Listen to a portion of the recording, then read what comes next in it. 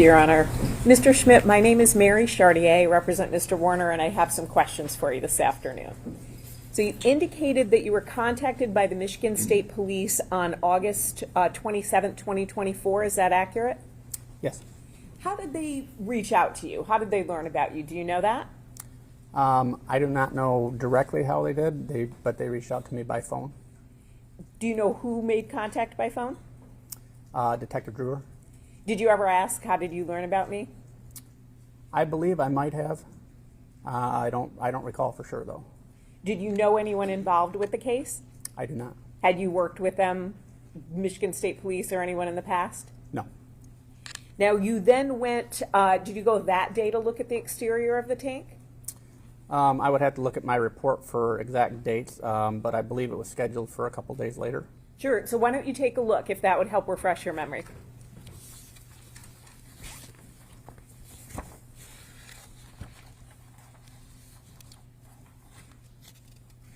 I believe it's on the second page. The inspection was scheduled for the 29th of August. So the 29th of August, so you went to take a look at it. How much time did you spend with the tank? I would have to say probably an hour and a half-ish. And that's when you took the measurements that we saw? Correct. And you took photographs? Correct. And you inspected everything that you wanted to inspect that day as it relates to the exterior? Yes, ma'am. Now, what was the tank made of? As far as... Sure, so is it plastic, steel? It's steel composed of. And what, steel you said mostly? Composed of. Oh, steel composed of. And then at that point in time, and even up until today, what was your experience cutting open and welding a steel tank like that? I have had experience cutting, specifically cutting anhydrous tanks open before. It's not uncommon for them to be used, as odd as it sounds, as fire rings when they're decommissioned. So what's a fire ring? Now I'm intrigued by that. So given that the large diameter of the tank itself, 41 inches in this case, slivers of the tank are often cut and used as a ring to build a campfire in. Oh, so people put a campfire in the middle of the metal? Yep. And so you do that? You help cut the tank so they can do that? I have done that before, yes. How many times? About 3. And when you cut the tank open, did it have any liquid in it? No, ma'am. And what did you use to cut the tanks open? I used an oxyacetylene torch. A what torch? Oxyacetylene torch. Okay, so you didn't use, you called it an abrasive wheel or a grinder, you didn't use that? I did not. Have you ever used that to cut open a steel tank? Not an anhydrous tank, but yes, a steel tank I have. And let's say the tank that we saw, tank 34, let's say you were going to cut that with the grinder. Should I call it a grinder or an abrasive wheel, or what would you prefer? Either is fine. Okay, well, we'll call it a grinder. How many wheels would it take? So the grinder has a wheel on it, correct? That's correct. How many wheels would it take to cut that? It depends on the diameter, or excuse me, on the thickness of the wheel. The thinner the wheel, the faster it would use up. Also the diameter of the wheel. You can get wheels in various diameters, same thing. The greater the diameter, the longer it would last. So can you give us an estimate? It might take 4 to 8, or can you tell us? I would say, given that circumference, probably 6 to 8 wheels. 6 to 8 wheels. And then how loud would it be? It sounds like you've done this before, although you haven't used a grinder. But with a grinder, how loud would that be? It would be loud. You have the noise from the grinder itself, and then obviously you have a hollow tank that would echo the sounds. So when you say loud, people have said I have a loud voice, right? So is it loud like that, or is it, wow, loud, people like my neighbor would hear? It would be above 85 decibels, which is at the point that they recommend hearing protection. Okay, so above 85 decibels. Correct. And so you've cut open those tanks before to help make the fire rings. What about welding them shut? Have you ever welded a tank like that shut before? I have not. Did you do any sort of experiment in this case? So when you were hired, did you say, I wonder how long it would take, or anything like that? So whenever I started calculating what it would take to actually time for the weld to be produced. I did do some experiments because basically the type of weld that we see as the repair weld is not what we would consider a common weld for that type of joint, meaning there was no concern for penetration, right? It was just to put the cap back on. So thickness wasn't necessarily a priority. If we used any type of calculator, there are some online weld calculators, and then there are some formulas.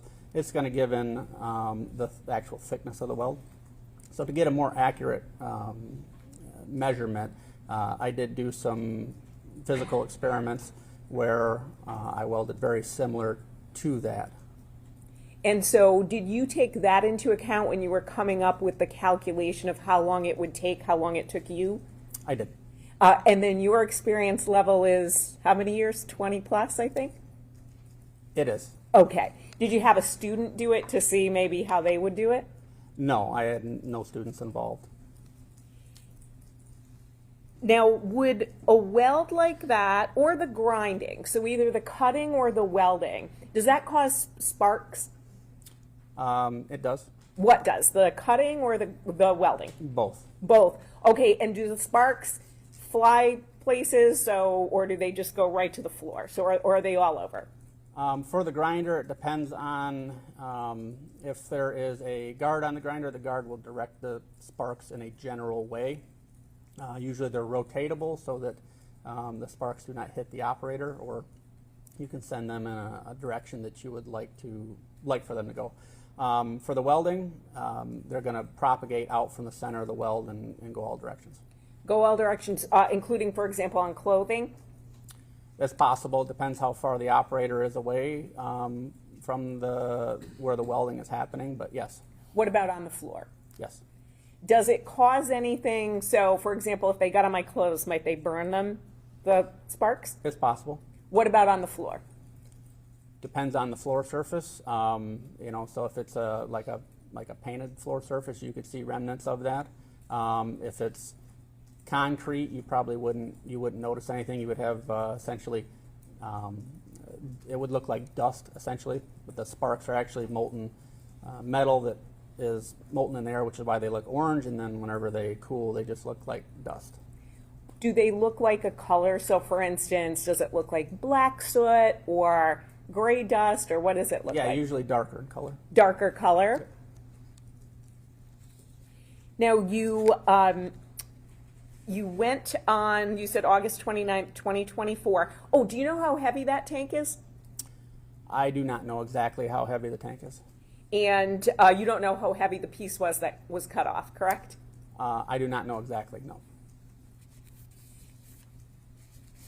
Did I already ask you, do you know how thick the steel was? You did not, but I do. I took measurements of that. Terrific. Would you tell us? The measurement I took was 0.223 inches. 0.223. So 0.223 inches? Correct. Now, you said you had experience cutting open an anhydrous ammonia tank. Did you take any precaution? Well, let me ask you this. When you were cutting it for the fire, was there any chemicals or anything in the tank, or had it been cleaned out? No, it had been decommissioned for quite some time. If you were cutting into an anhydrous ammonia tank, would you take any precautions? If it had anhydrous in it, I guess it would depend on what my knowledge of the tank was, how long since it had been used, how full it was, how much anhydrous was in it, that sort of thing. What precautions would you take? Well, obviously, if it was full, I probably wouldn't do it. I don't think anyone would. But suppose it had some anhydrous in it. I would first probably vent the tank to make sure that there is no buildup of fumes inside. Possibly, depending on how quickly it needed to be done, but to be safe, I would probably purge the tank. That could be done with air or inert gas or even water. I'm going to stop you right there. You said vent the tank. How would you do that? Providing a hole, so in the case of an anhydrous tank, I would probably take the valves out and provide an airway. And does that go out into the air, so you want to like dissipate that, what's inside? Mainly so that it's not a contained vessel. So it's not a contained vessel, so it's not, for example, like in a garage or something like that? You would No, want so to do it outside?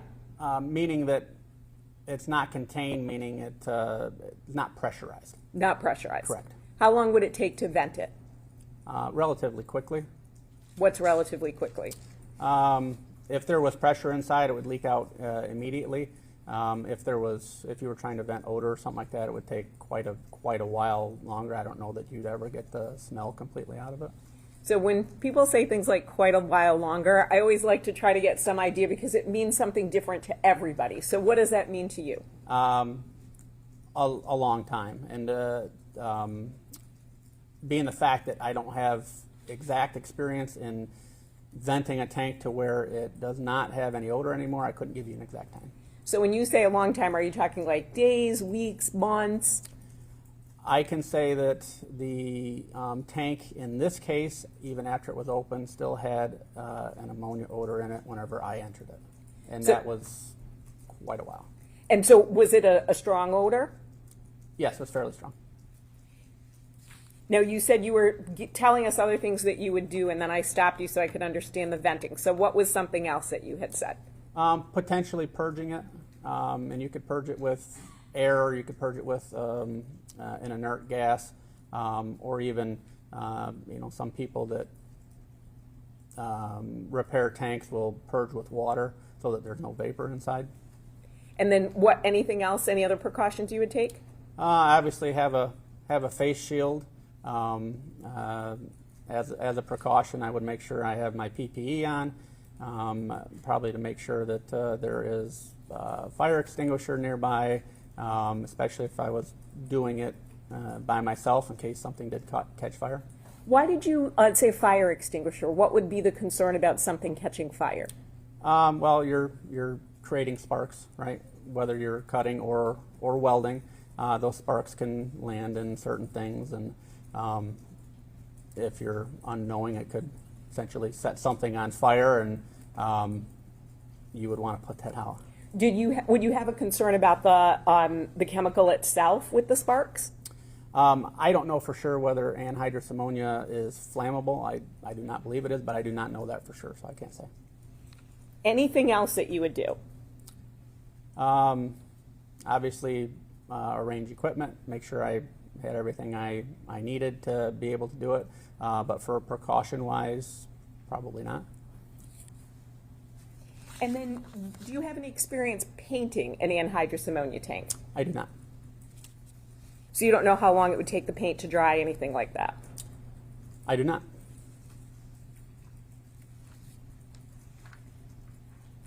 Now, we talked about the August 29th, 2024 look that you did of the tank. You said that there were contaminants, and I reviewed your analysis, contaminants combined with the weld material during the welding process.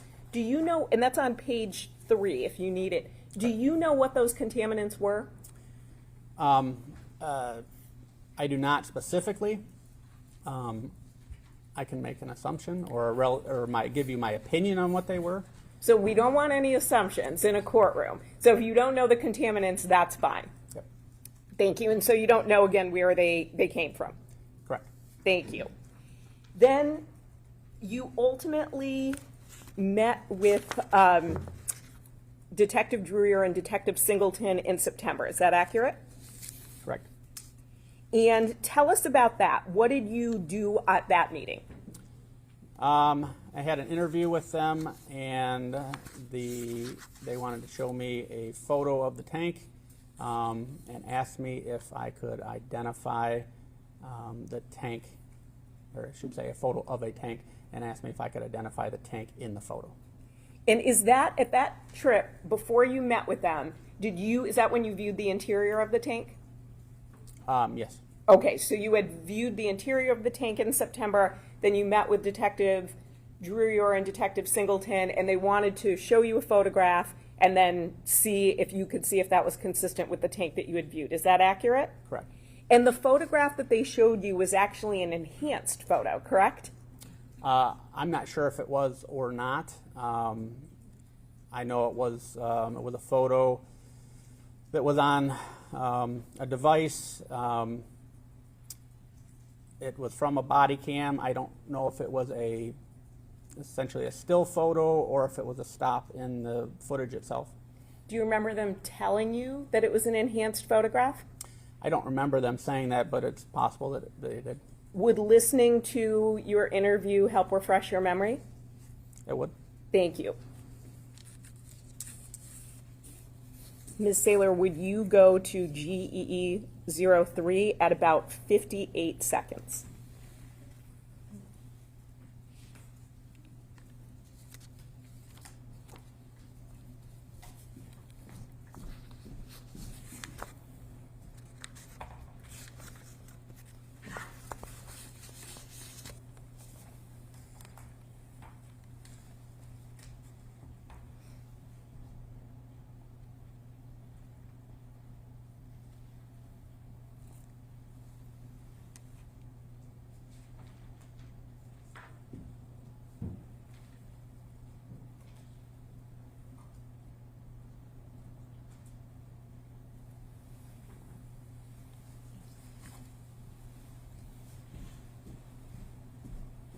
Did that help refresh your memory? It did. And it was an enhanced photograph, correct? So they commented that they had enhanced it as much as they could. Correct. And you have no reason to believe that they were lying to you and they said it was an enhanced photograph, right? No. And at that point, you looked at the photos taken by law enforcement, including the enhanced one, the body camera, your photos, and the actual tank, correct? At that point, yes. At that point, and you didn't issue any kind of an opinion that you thought that this was consistent, correct? I believe my opinion during the interview that Yes. you're referring to. Yeah, my opinion was that from what I had in front of me, I couldn't make a determination. You could not make a determination. And that would have been, again, September 24th, 2024, correct? That's correct. Then you went back and viewed the tank a third time. Was that January 5th, 2026? It was. Why did you go back and view it a third time? At that point in time, there was a question of if there was any other weld marks that might have been missed on the tank. I wanted to take a look to see possibly how the end cap might have been supported, if there was any marks, that sort of thing. And so did you miss a weld mark when you had viewed the tank the prior two times? I wouldn't say I missed a weld mark, but there was a weld mark outside of the repair weld that was on the tank. And had you noted that there was this other weld mark on the tank? I had not. Now, when you went out in January, did anyone tell you what to look for? So give you any guidance? As far as the weld mark Yes. that was noted, no. Did anyone show you any still photographs, any body camera images, anything like that? So while there, I'm trying to, I can look at my report. Sure. I'm trying to remember if that was the instance or if it was at a later date. But there was a time there with the tank that I was showed a still photo again of that same body cam footage while I was there with the tank. So was that that? That's what I'm trying to. Okay, sure. Go take a look.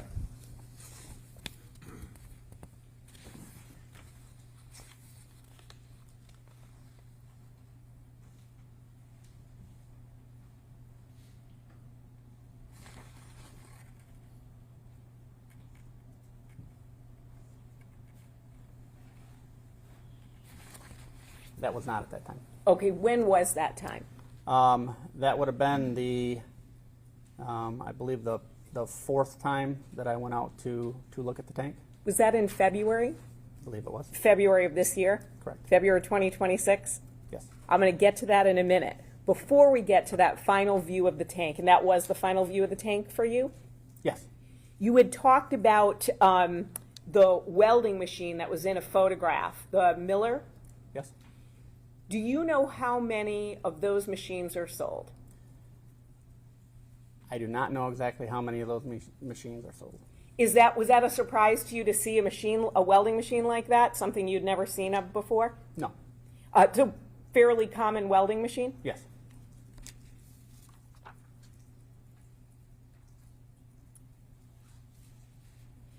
When you were preparing your analysis and then for this case, did anyone show you a comparison of welds and ask you, okay, can you tell if the same person did this weld and this weld?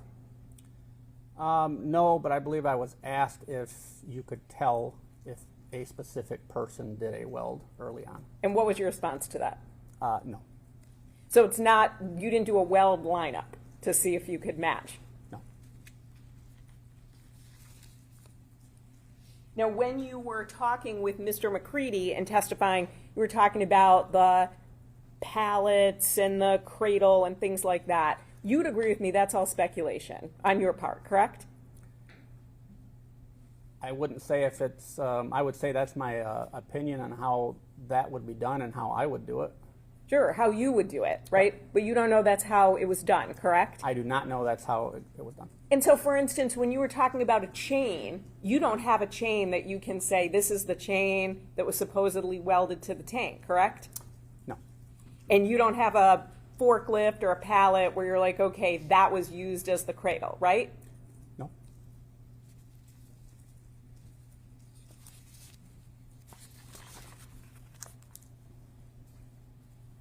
Did anyone talk to you about or say, could you use a chain? Something like that? I believe I was asked how I would do it and specified that that's how I would do it. Now, getting to the September, or excuse me, the February meeting, so you had viewed the tank in August of 2024. You had then viewed the tank again in January of 2026. In between that, you saw the tank in September of 2024, and that's when you were shown the enhanced photographs, correct? Correct. And so at no point, again, did you reach some sort of an opinion that there was this similarity between the two tanks that we're hearing about today, right? No. That came about at a meeting on February 9th, 2026, right? Correct. Who was in that meeting? When I went to examine the tank, Sure. I believe both Mr. McCready and Detective Brewer were there. So Mr. McCready and Detective Drewer were there. Are you aware the trial had actually started at that point in time? No, ma'am. And only on February 9th, 2026, did you then claim that now you could say there were consistencies between the two, to the point that you were going to be testifying to that in court, correct? That's correct. Thank you. I have no further questions.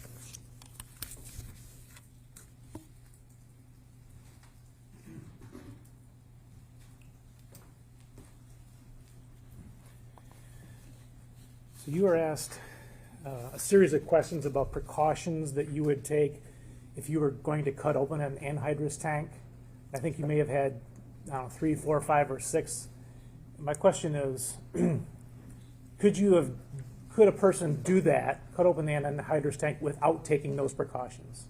Yes. Okay. Could a person have cut open this particular anhydrous tank without using an abrasive wheel? Yes. Okay.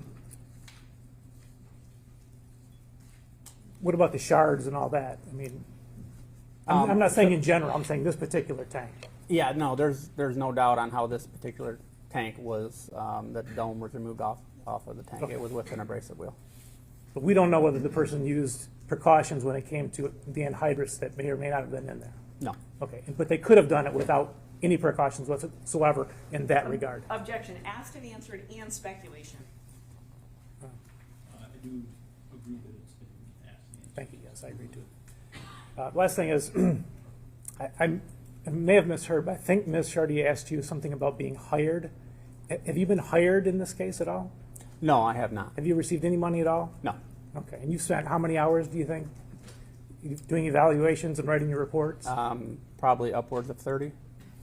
Thank you.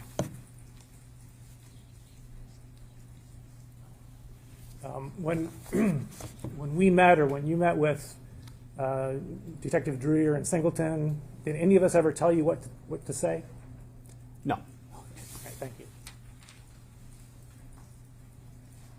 have nothing further. Thank you. Your Honor, can we approach? Yeah. Actually, I don't need to, I'm sorry. I think I'd like to keep Mr. Schmidt under subpoena just in case tomorrow there are questions. Okay. But tomorrow there are questions by who? Well, that's fine. Not that he would come with us tomorrow. I'm sure he has questions based on the tank.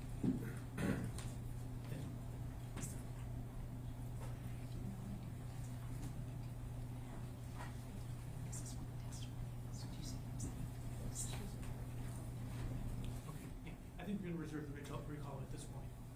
Okay.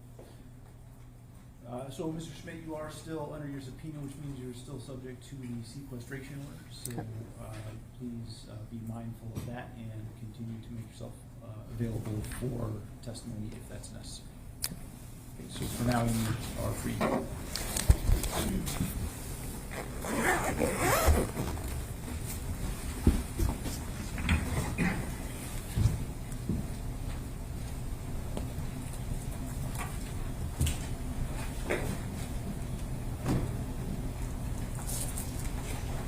All right, and to my understanding, that is our last witness for today. Is that accurate?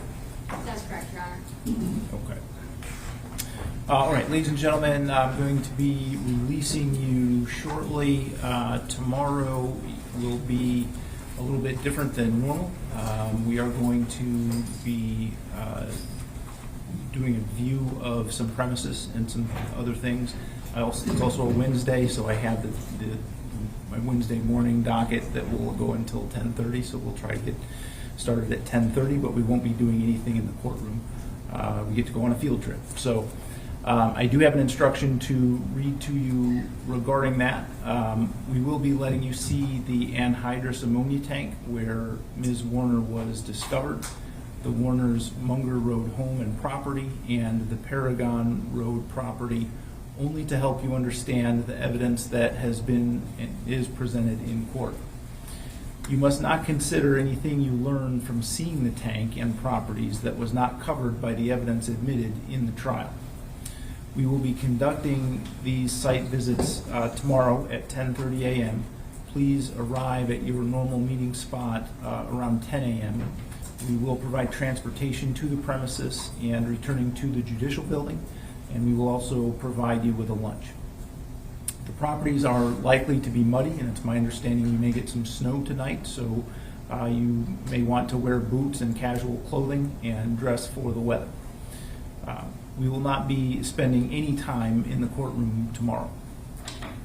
Neither myself nor the attorneys are permitted to speak with you while you are outside the courtroom, as there will not be any court recorder with us. There will be a Michigan State Trooper leading you through the property, but he cannot answer any questions. You will be permitted to bring your notepads and maps. You may not discuss the case with your fellow jurors or anyone else during the site visit. You may not take any photographs or videos with your personal devices. If you have any questions about the logistics of the premises visit, if you know them now, you can write them down now and pass them to the bailiff.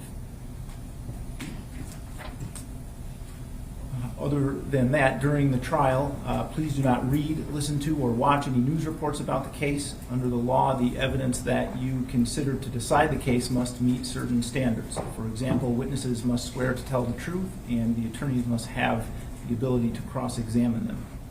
Because news reports do not have to meet these standards, they could give you incorrect or misleading information that could unfairly favor one side. So, to be fair to both parties, both sides, you must follow this instruction. Okay, we will see you tomorrow morning.